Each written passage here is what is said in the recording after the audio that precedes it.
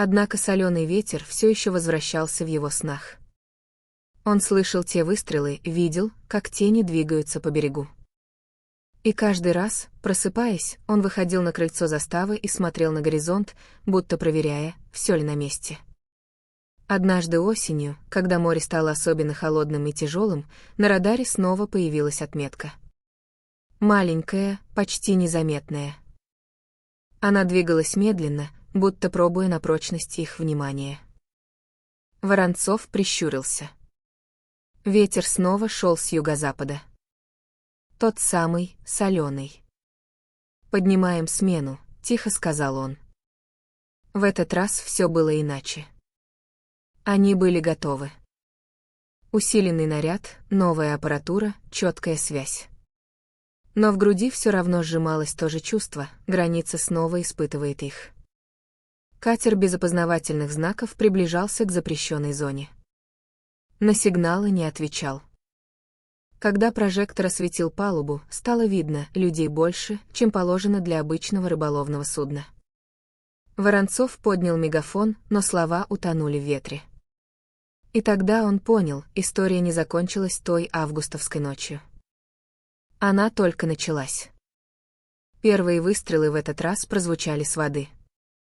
Пули пробили металлическое ограждение причала. Один из прожекторов взорвался, погрузив часть берега во тьму. «По местам!» Раздался его голос, уже без сомнений. И снова берег ожил огнем. Соленый ветер хлестал лица, как плеть. Воронцов чувствовал, как внутри поднимается не страх, а решимость. Он знал, пока они стоят, граница жива. Катер попытался прорваться прямо к пирсу.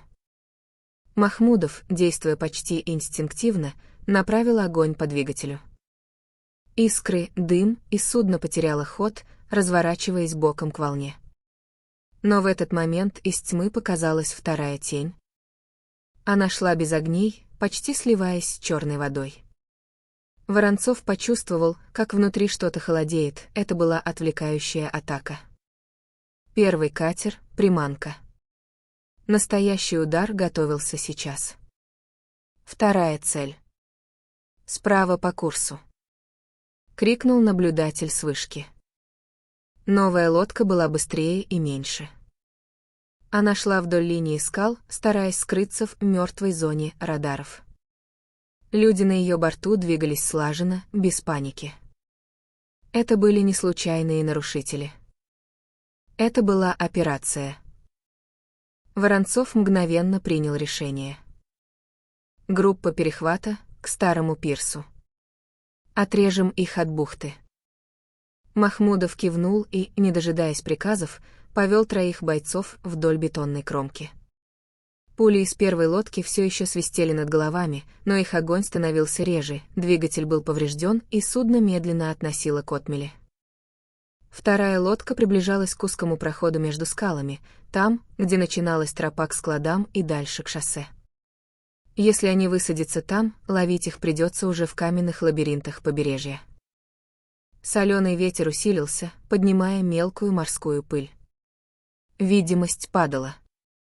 Казалось, сама стихия решила вмешаться. «Осветительную», — скомандовал Воронцов. В небо взмыла ракета. Белый свет разорвал ночь, обнажив все: лодку, людей в темной форме, оружие в их руках. На мгновение все замерли, как на фотографии. И затем грянул огонь. Берег ответил плотной очередью.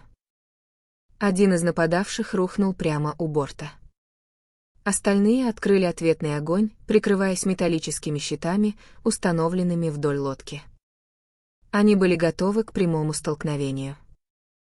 Воронцов понимал, сейчас решают секунды. Он бросился к переносному гранатомету, который до этого момента оставался в резерве. «Прикройте». Махмудов, заметив движение командира, усилил огонь по носу лодки. Пули выбивали щепки, искры, но противник все равно продвигался ближе к скалам. Воронцов прицелился. Руки были твердыми, хотя внутри все горело. Выстрел. Глухой удар, вспышка, и вода взметнулась столбом. Взрыв пришелся чуть позади лодки, но ударной волной ее развернуло. Люди на борту потеряли равновесие. «Еще один!» — крикнул кто-то. Соленый ветер бил в лицо так, будто сама природа пыталась стереть память о тех днях. Он нес с собой запах моря, пороха и крови, впитавшийся в песок на самой кромке государственной границы. Это был не просто рубеж на карте, это была тонкая, хрупкая линия между миром и хаосом. И однажды эта линия дрогнула.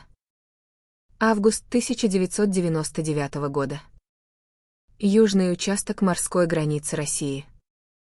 Маленькая пограничная застава, затерянная среди скал и солончаков, жила своей обычной, суровой жизнью. Здесь не было громких парадов и камер. Здесь были только люди, молодые, упрямые, с обветренными лицами и внимательными глазами. Они знали, если случится беда, до них не доберутся сразу. Они будут первыми. И, возможно, последними. Старший лейтенант Андрей Воронцов перевел взгляд на серую линию горизонта. Море казалось спокойным, но это спокойствие было обманчивым. Он служил здесь уже 3-й год и научился чувствовать перемены в ветре, в волнах, даже в тишине. Сегодня тишина была слишком плотной. «Давид», — тихо произнес прапорщик Махмудов, подойдя к нему. «Не к добру такой ветер». Воронцов кивнул. Соленый ветер шел с юго-запада. Слишком ровный. Слишком настойчивый. Ночью сработал датчик движения на дальнем участке берега. Сначала решили животные. Здесь часто проходили стадо диких коз. Но через 20 минут постовой заметил на тепловизоре силуэты. Не один. Не два. Цепочка. Люди шли низко, грамотно, прикрываясь складками рельефа. Связь с региональным управлением была нестабильной. Гроза, надвигающаяся с моря, глушила сигнал. Решение нужно было принимать на месте. Боевой расчет. Коротко бросил Воронцов. Застава ожила мгновенно. Солдаты, которым едва исполнилось по 20, двигались четко и быстро. Они не задавали вопросов. Каждый понимал, если нарушители прорвутся здесь, дальше будет город. Люди. Дети. Первый выстрел прозвучал глухо, почти утонув в шуме прибоя. Ответный огонь разорвал ночь яркими трассерами. Нападавшие были хорошо вооружены и подготовлены. Это была не случайная группа контрабандистов.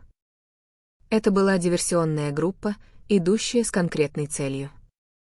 Воронцов видел, как один из его бойцов, ефрейтор Сашка Лапшин, упал, схватившись за плечо. Махмудов прикрыл его, перетаскивая за бетонный выступ старого волнолома. Пули выбивали искры из камня, воздух наполнился запахом металла и гари. «Держим левый фланг!» — кричал Андрей, перекрывая грохот. Он понимал, если их обойдут со стороны скал, застава окажется в кольце. И тогда все закончится быстро. В какой-то момент связь окончательно пропала. Они остались одни, 10 человек против, по меньшей мере, 20. Но отступать было некуда. За спиной — страна. Махмудов, стиснув зубы, перезарядил автомат и прошептал: «За ребят и за границу». Соленый ветер усиливался, будто подгоняя бой.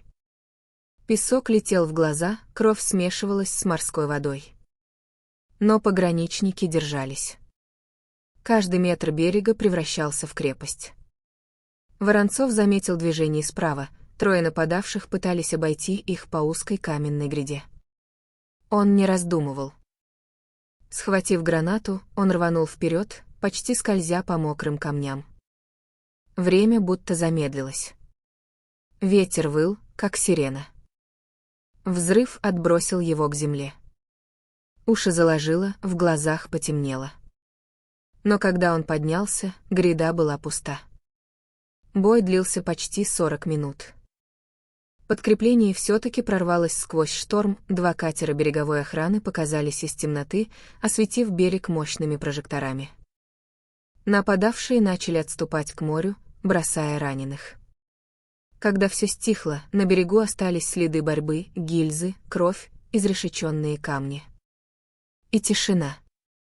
Тяжелая, звенящая. Сашку Лапшина эвакуировали с ранением. Один из солдат, тихий парень из Вологды, не поднялся. Его накрыли плащ-палаткой, и ветер больше не трогал его лицо. Утром приехала комиссия. Начались протоколы, отчеты, сухие формулировки, предотвращена попытка незаконного пересечения государственной границы, ликвидирована диверсионная группа. Но в этих строках не было ни соленого ветра, ни крика Махмудова, ни взгляда Воронцова, когда он понял, что теряет бойца. Позже выяснилось, группа планировала диверсию на нефтяном терминале в 100 километрах от заставы. Если бы они прошли, последствия были бы катастрофическими. Застава продолжила службу. Камни отмыли от крови. Песок снова стал просто песком.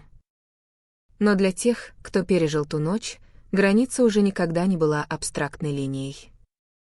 Прошло несколько месяцев. Воронцов получил представление к награде. Он принял его молча. Для него главным было другое, что город спал спокойно в ту ночь. Что дети не проснулись от взрывов. Второй выстрел был точнее. Пламя лизнуло корму, мотор захлебнулся. Лодка начала быстро набирать воду. Но двое все же прыгнули в море и, пригибаясь, поползли к скалам. Они знали местность. Или изучали ее заранее. Воронцов рванул за ними, перепрыгивая через мокрые камни. Ветер бил в спину, будто подталкивая. В голове звучала только одна мысль — не дать им уйти. Один из диверсантов обернулся и выстрелил почти в упор. Пуля ударила в камень рядом с лицом Андрея, осыпав его крошкой. Он ответил короткой очередью. Тень упала и больше не двигалась. Второй скрылся в расщелине.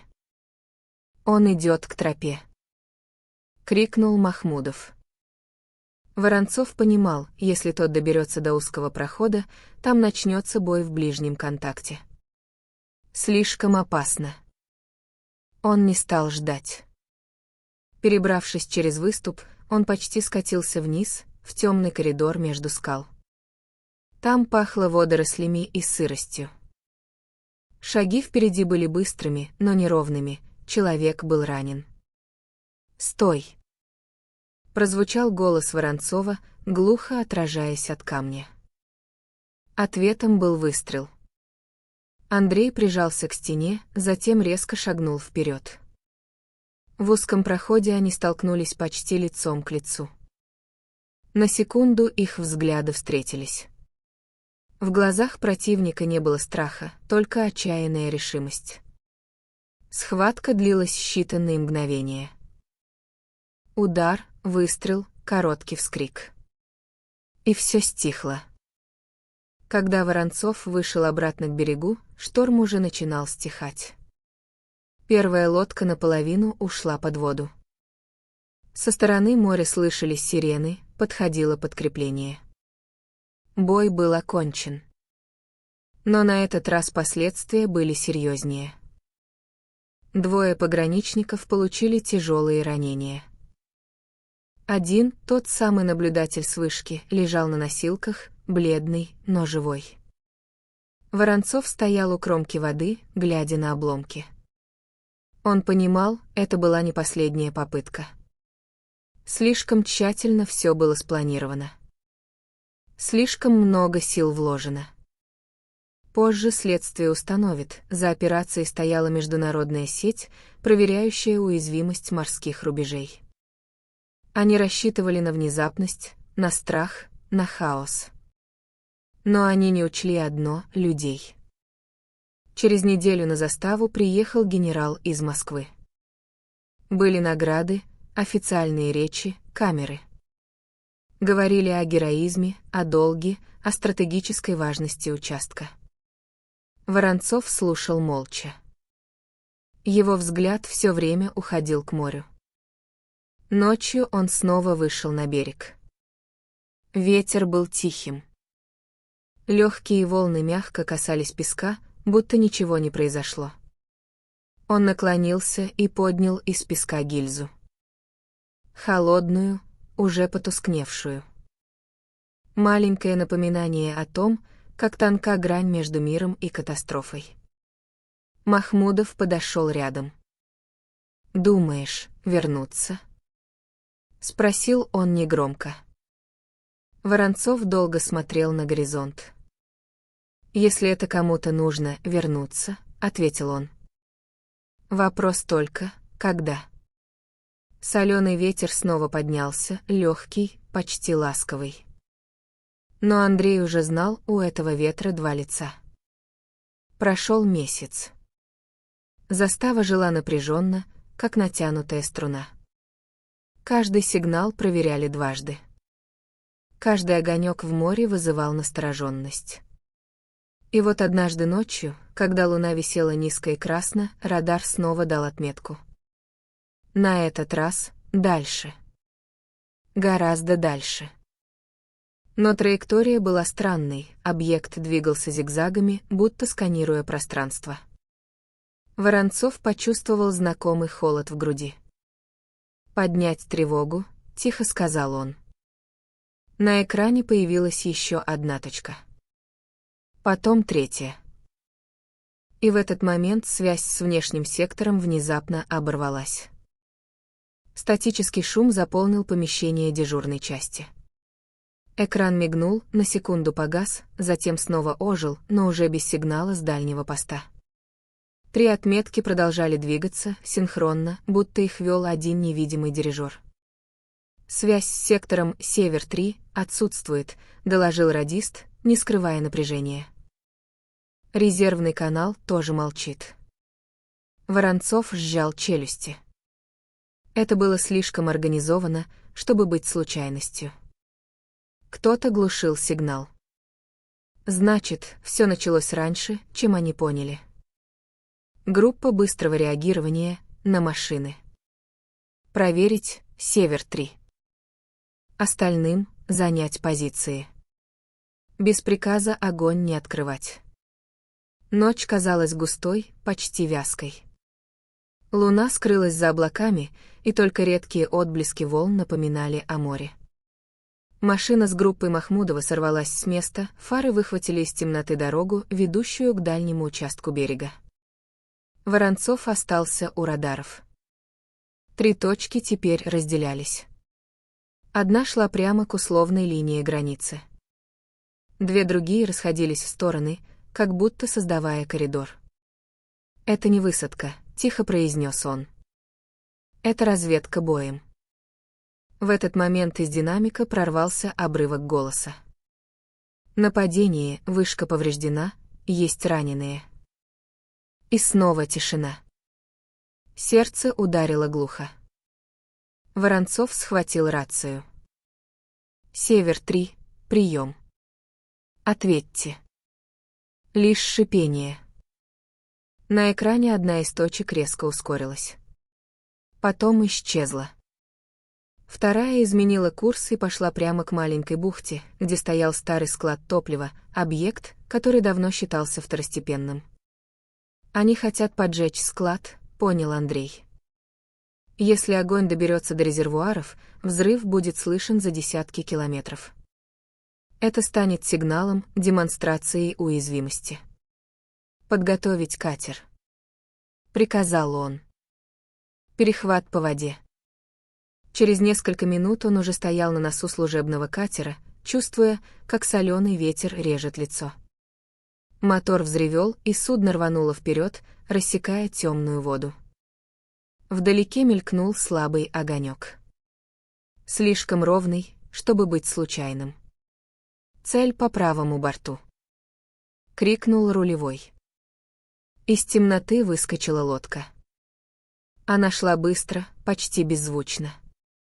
В ее носовой части виднелись канистры. «Стоп, мотор!» Раздался голос Воронцова через мегафон. «Вы нарушили государственную границу». Ответом стала вспышка выстрела. Пуля просвистела над головами. Воронцов не сомневался больше ни секунды. Огонь по двигателю.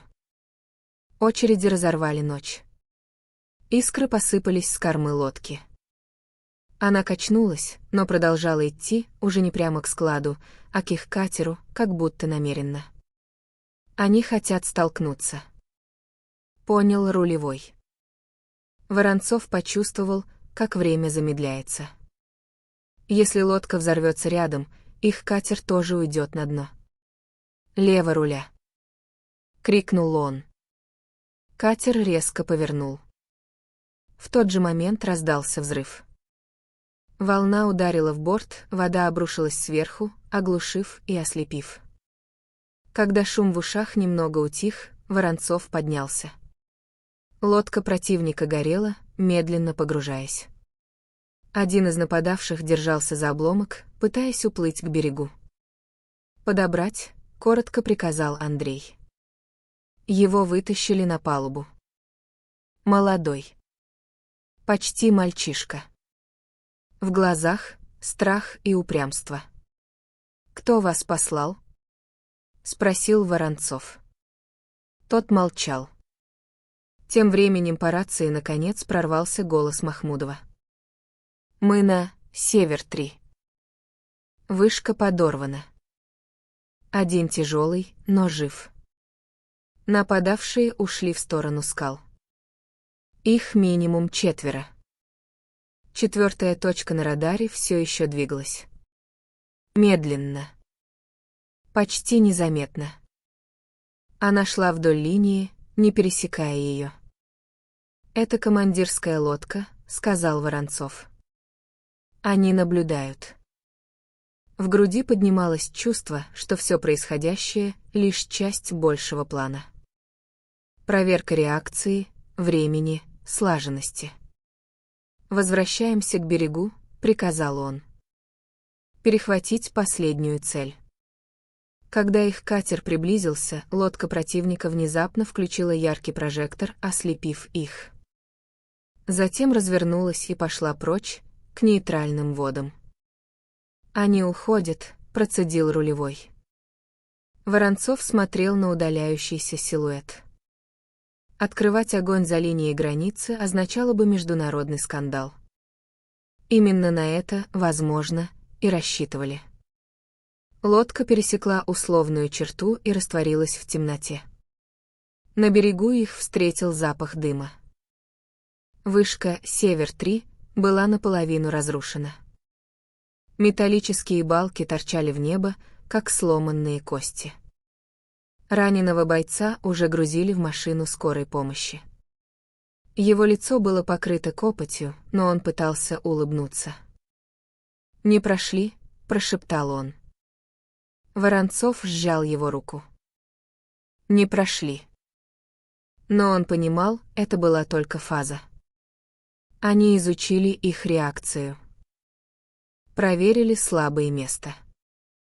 Теперь враг знал, сколько времени требуется на подъем тревоги, как быстро выходит катер, где находятся камеры. В ту ночь никто не спал. На рассвете пришло сообщение из штаба. По данным разведки, в регионе активизировалась крупная группа, планирующая серию провокаций на морских рубежах. Серия. Значит, будет продолжение. Воронцов вышел на берег. Солнце медленно поднималось над морем, окрашивая воду в кроваво-оранжевый цвет. Соленый ветер снова коснулся его лица, теперь почти теплый. Он смотрел на горизонт и чувствовал, как внутри растет не тревога, а твердость. Если это испытание, они выдержат. За спиной раздался звук шагов. «Товарищ старший лейтенант», — произнес молодой боец, только что прибывший на замену раненым. «Разрешите заступить на дежурство?» Воронцов обернулся. В его взгляде было все: усталость, боль, решимость. «Заступайте», — сказал он. И в этот момент в штабе снова прозвучал сигнал тревоги. На радаре появилась новая отметка. Не одна. Сразу 5. И они шли прямо на границу. 5 отметок на экране двигались ровным строем, будто темные звезды, сорвавшиеся с неба и решившие проверить на прочность землю. В комнате стояла такая тишина, что было слышно, как трещит старый монитор. Воронцов смотрел на траектории и понимал, это не разведка. Это удар. «Полная боевая готовность», — произнес он спокойно, и в этом спокойствии было больше силы, чем в любом крике. Сирена прорезала утренний воздух. Застава проснулась мгновенно. Люди бежали к позициям, застегивая бронежилеты на ходу. Никто не задавал вопросов. Каждый уже знал, этот день станет решающим. С моря поднимался тяжелый туман. 5 катеров шли клином, прикрывая друг друга. На их бортах угадывались силуэты людей, вооруженных и готовых идти до конца. Они не скрывались. Они шли открыто, демонстративно, как будто были уверены в своем превосходстве. Воронцов поднялся на наблюдательную площадку. Соленый ветер ударил в лицо, тот самый ветер, который стал свидетелем всех предыдущих боев. Но теперь в нем не было тревоги. В нем была решимость. «Предупредительный сигнал», — приказал он. В небо взмыла ракета. Красная вспышка осветила туман, словно рана на небе. Катеры не изменили курс. «Они пересекают линию», — доложил радист. И в этот миг все стало кристально ясным. Это не просто атака. Это попытка сломать символ. Показать, что граница — всего лишь условность. «Огонь», — тихо сказал Воронцов. Берег ожил. Позиции, укрепленные за последние недели, открыли перекрестный огонь. Трассеры прорезали туман, как молнии. Первый катер вздрогнул, но продолжил движение. Второй резко повернул, пытаясь обойти фланг. Со стороны суши послышался рев двигателей, резервная группа уже занимала высоту над бухтой. Воронцов координировал действия четко, без суеты. Каждый приказ был выверен, каждое решение — мгновенным. Один из катеров прорвался ближе других. На его носу вспыхнул огонь, кто-то готовил гранатомет.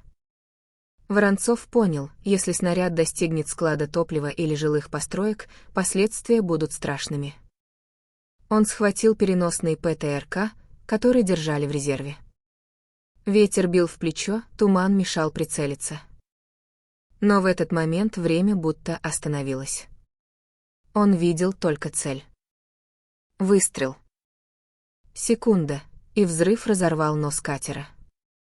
Пламя взметнулось вверх, отражаясь в воде.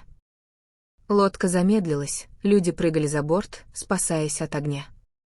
Остальные катеры попытались отступить, но их уже перехватывали с флангов. Подошли корабли береговой охраны, вызванные заранее по скрытому каналу. Кольцо замкнулось. Бой длился долго. Слишком долго. Патроны сменялись магазинами, крики тонули в грохоте. Один из пограничников был ранен, но остался на позиции, продолжая вести огонь. Махмудов, окровавленный, с перевязанной рукой, координировал сектор, не отходя ни на шаг. И в какой-то момент стало ясно, они выдержали. Оставшиеся катера, поврежденные и деморализованные, развернулись к нейтральным водам. 2 были взяты на абордаж. Несколько нападавших задержаны. Остальные бежали. Туман начал рассеиваться. Солнце поднималось медленно, как свидетель происходящего. Оно освещало дымящиеся обломки, мокрый песок, людей в форме, стоящих на своих позициях. Воронцов опустил оружие. В груди пульсировала усталость, но в глазах горел огонь. Он знал, это была кульминация. Попытка сломать их и провал. К нему подошел Махмудов. «Все, товарищ старший лейтенант». Они ушли. Воронцов кивнул и посмотрел на линию горизонта. Там, где море сливалось с небом, не было больше темных точек. Только свет. Позже будут отчеты, награды, громкие слова о героизме. Будут анализы операции, международные заявления, дипломатические ноты. Но ни один документ не передаст того, что чувствовали эти люди в момент, когда 5 катеров шли на них, уверенные в своей победе. Граница устояла не из-за техники. Не из-за бетонных укреплений. Она устояла, потому что на ней стояли люди. Соленый ветер снова прошелся по берегу. Он больше не был враждебным. Он стал частью их истории. Он носил в себе память о тех, кто не отступил. Вечером на заставе зажгли свет. Раненых отправили в госпиталь. Над морем повисла спокойная, почти торжественная тишина. Воронцов вышел к воде один. Он снял фуражку и провел рукой по волосам, чувствуя, как напряжение постепенно отпускает. Он вспомнил ту первую ночь. Первый бой. Первую потерю. Все это вело к сегодняшнему дню. Государственная граница — это не просто линия на карте. Это выбор. Каждый день. Выбор стоять, даже когда страшно. Выбор держать удар, даже когда силы на исходе. Выбор быть щитом. Где-то вдалеке пролетела чайка. Волны мягко касались берега, словно стирая следы недавнего боя. «Пока мы здесь», — тихо произнес он, — «никто не пройдет». И в этих словах не было бравады. Только правда. Камера, если бы она была здесь, медленно поднялась бы над берегом. Показала бы заставу людей, стоящих плечом к плечу. Показала бы море, бескрайнее, сильное, но больше не угрожающее. Потому что на этой линии стояли те, кто понимал цену тишины. И пока соленый ветер будет дуть с моря, напоминая о пережитом, они будут помнить: граница жива. Она дышит. Она держится. И она никогда не будет просто чертой на карте.